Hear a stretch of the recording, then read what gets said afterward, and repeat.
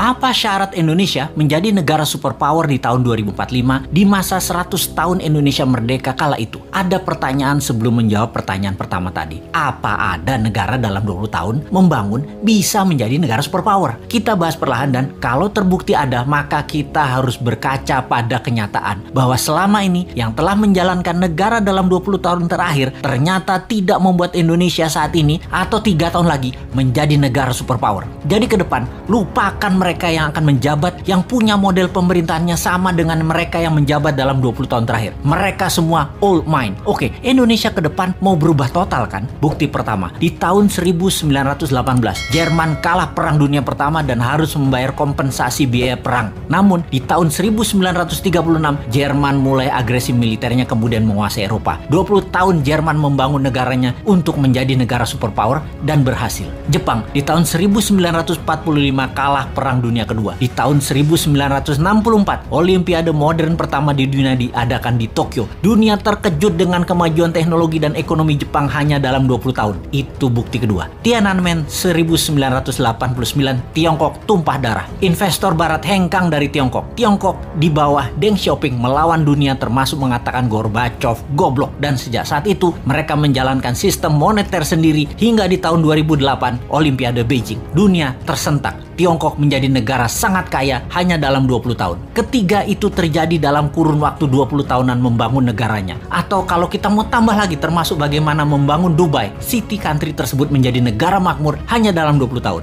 Kembali ke Indonesia. Bagaimana kita melihat Indonesia dalam 20 tahun terakhir? Siapa saja pemimpinnya? Apakah mau lagi dengan mereka-mereka dan orang-orang yang sepemahaman dengan mereka? Kita detailkan. Selama 20 tahun terakhir siapa yang menjabat? Mereka adalah 3 tahun Ibu Mega, 10 tahun Pak SBY, dan 7 tahun ini Pak Jokowi. Apakah dalam 20 tahun ini Indonesia seperti Jerman setelah Perang Dunia Pertama menjadi negara superpower? Apakah Indonesia menjadi negara maju modern seperti Jepang setelah Perang Dunia Kedua? Dan 20 tahun ini apakah Indonesia menjadi negara maju seperti Tiongkok setelah Tiananmen di tahun 1989?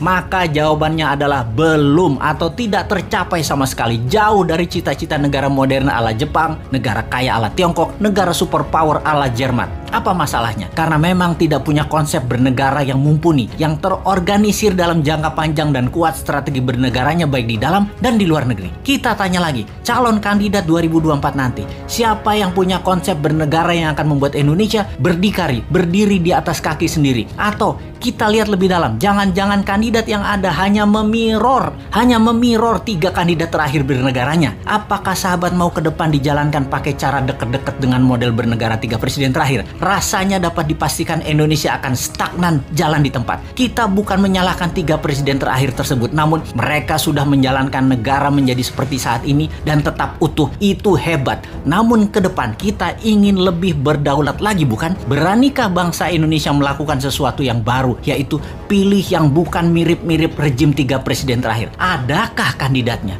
Sungguh, sekali lagi kita tanya, maukah pemimpin baru yang punya tim baru yang segar, yang berbeda, dan berani melawan arus utama perpolitikan lokal serta internasional, atau tetap memilih mereka yang saat ini ada di dalam etalase yang semuanya memirror 3 presiden terakhir di Indonesia? Kalau saya pribadi, saya capek dengan yang ada. Akan terukur sekali pencapaiannya kalau kira-kira dengan para kandidat yang ada saat ini. Bagaimana menurut sahabat? Siapa yang bisa membuat Indonesia menjadi negara superpower di tahun 2045 itu?